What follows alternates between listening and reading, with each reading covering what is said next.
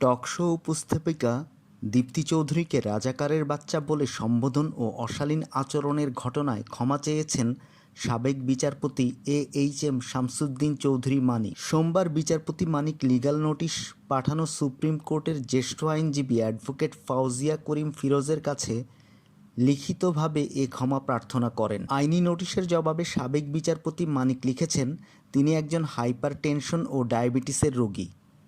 টকশোর দিন তাকে অনেক লম্বা পথ হেঁটে প্রোগ্রামে অংশগ্রহণ করতে হয়েছিল, ফলে তার ব্লাড সুগার নেমে যায় ও ব্লাড প্রেশার বেড়ে যায় এবং একই সঙ্গে তিনি প্রচুর ক্লান্ত বোধ করেছিলেন, যার কারণে তিনি তার নিজের উপর নিয়ন্ত্রণ হারিয়ে ফেলেছিলেন। তিনি তার এরূপ আচরণের জন্য উপস্থাপিকার কাছে গভীরভাবে ক্ষমা প্রার্থনা করেন।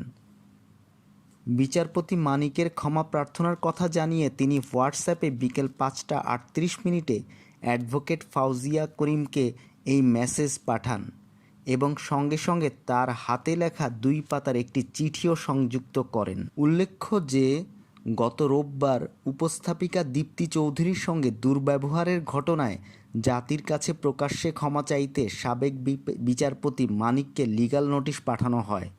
নোটিশে তাকে প্রকাশ্যে ক্ষমা চাওয়ার পাশাপাশি উপস্থাপিকার কাছে লিখিতভাবে ক্ষমা চাইতে বলা হয়।